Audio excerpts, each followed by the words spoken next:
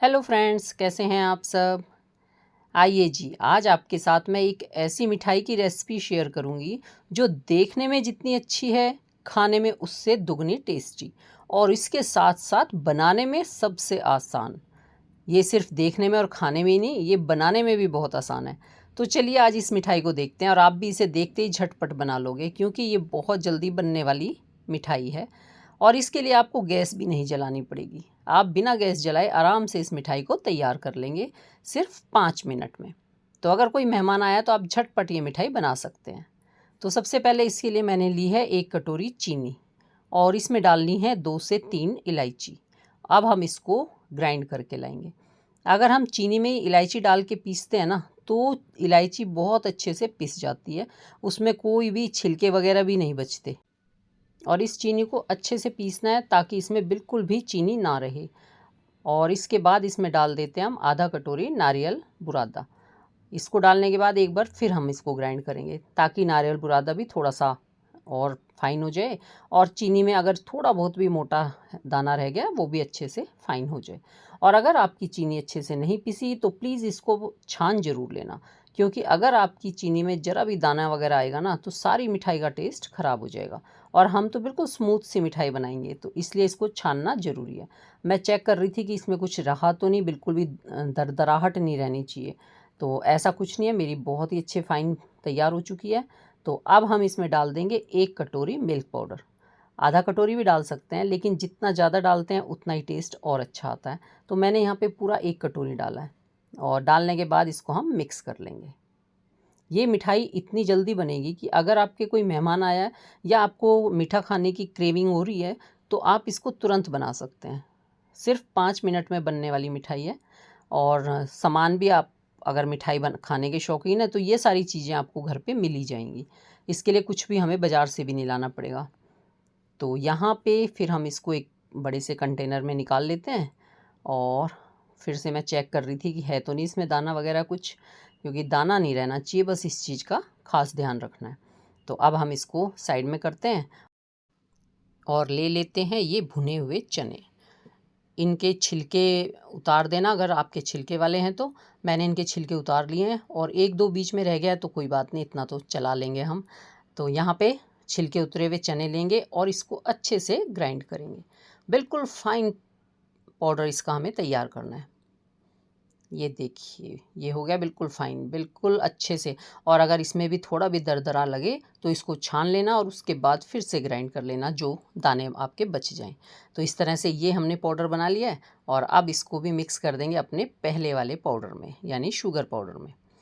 और यकीन मानिए ये वाली मिठाई खा के आपको इतना अच्छा लगेगा, आप क्या, बच्चे बड़े मेहमान सब खुश हो जाएंगे।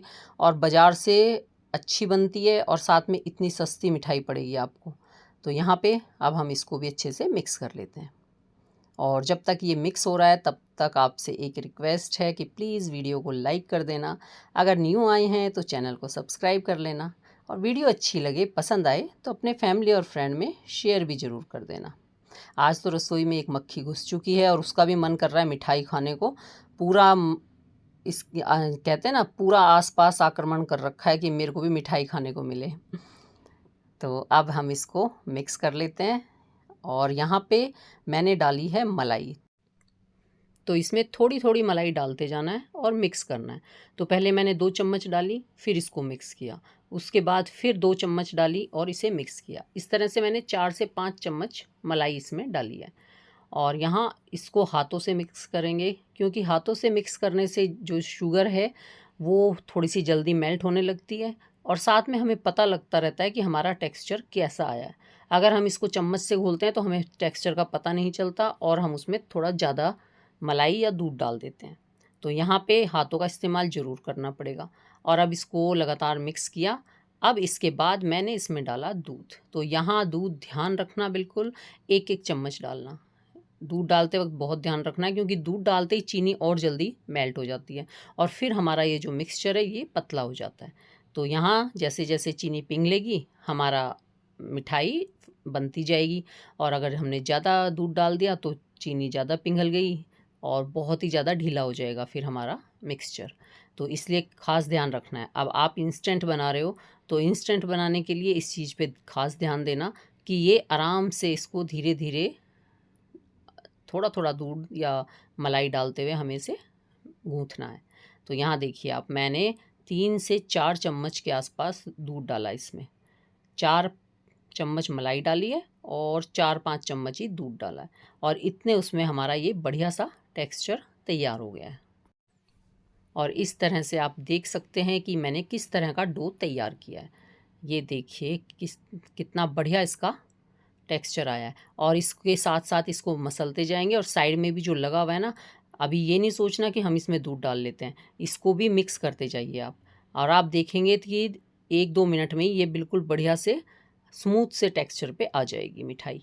तो हमें इसी तरह का इसको बनाना है। तो यहाँ अगर ज़्यादा टाइट लगे तब आधा चम्मच दूध डालना, इससे ज़्यादा नहीं। इससे क्या है, आपकी मिठाई तुरंत खाने के लिए तैयार हो जाएगी। और अगर इसमें थोड़ा बहुत दूध ज़्यादा डल गया या मलाई ज़्यादा हो गई तो फिर आपको इसे रखना पड़ेगा फ्रिज में सेट होने के लिए। तो यहाँ देखिए मैंने बिल्कुल परफेक्ट टेक्सचर तैयार किया है ताकि मुझे फ्रिज में ना रखना पड़े। और यहाँ ये बिल्कुल तैयार हो चुका है सेट होने के लिए, और आप इसे सेट होते ही काट भी सकते हैं, क्योंकि ये मैंने बिल्कुल ऐसा टेक्सचर बनाया है कि हमें इसे फ्रिज में रखना ही नहीं पड़ेगा। तो चलिए अब इसको सेट कर लेते हैं। यहाँ सेट करने के लिए मैंने ली है एक ट्रे। ये ट्रे जो मिठाई की ट्रे आती है ना, वो वाली मैंने ली है। इसमें ये बढ़िया से सेट हो जाएगी। तो मैं जब कभी मिठाई के इस तरह के डब्बे आते हैं मैं उनको संभाल के रख लेती हूँ। फिर मुझे ये जो इस तरह की मिठाइयाँ मेरे को सेट करनी होती है ना, मुझे बहुत आसान लगता है इस तरह की ट्रे में इनको सेट करना। इससे ये आराम से निकल भी जाती हैं इसमें से।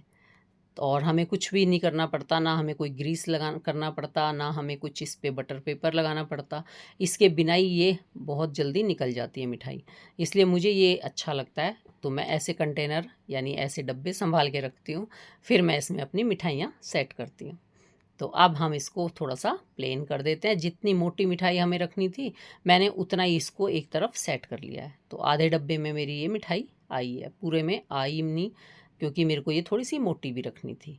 तो यहाँ अब इसको ऊपर से हम इकसार कर देते हैं। ये देखिए चारों तरफ से इसको स्मूथ सा बना लेंगे। तो बताइएगा ज़रूर कि आपको ये वीडियो कैसी लगी, मिठाई पसंद आई या नहीं। और अगर आपको अच्छी लगी हो तो एक बार फिर से याद दिला देती हूँ, लाइक शेयर ज़रूर कर देना, सब्सक्राइब ज़रूर करना अगर न्यू आए हैं, और बेल आइकन भी दबा देना ताकि आपको इसी तरह की मज़ेदार सी मिठाइयाँ आते ही आपको देखने को मिलें और आप उसे तुरंत बना भी सकें। तो ये देखिए इस तरह मैंने इसके ऊपर डाली है पिस्ते की और बादाम की कतरनें। आप चाहें तो इसके ऊपर सिल्वर पेपर से कर सकते हैं डेकोरेट। और ऐसे अगर आप डेकोरेट करते हैं सिल्वर पेपर से या किसी भी पिस्ते वगैरह से, तो देखने में बिल्कुल इसका लुक ऐसा लगता है आप बाज़ार से लेके आए हैं। तो इसलिए जैसे भी आपको अच्छा लगे आप इसकी डेकोरेशन कर सकते हैं, जो आपको अच्छा लगे आप इसे सजा सकते हैं। और चाहें तो बीच में भी इसमें ड्राई फ्रूट्स डाल सकते हैं जो आपको पसंद हो। मैंने बिल्कुल सिंपल रखी है, क्योंकि हमारे घर में ज़्यादा ड्राई फ्रूट्स अगर मिठाई वगैरह में आते हैं तो कम अच्छे लगते हैं। तो इसलिए मेरे को ये ऐसे ही अच्छा लगा। ऊपर डेकोरेशन के लिए थोड़े से पिस्ते लगा दिए थे। तो ये लीजिए, मिठाई तो बिल्कुल सेट थी क्योंकि मैंने बिल्कुल अच्छा कंसिस्टेंसी पे रखा था अपने मिश्रण को। तो अब हम इसको निकाल लेते हैं इसमें सेट करके। ये देखिए कितने अच्छे से निकल गई ना। इन डब्बों में ये बड़े आराम से निकल जाती है। और देखो कितना प्यारा डिज़ाइन इस पे पीछे भी बन गया है। तो अगर हम इसे पीछे से भी काटते तो अच्छी लगती इसका डिज़ाइनदार मिठाई।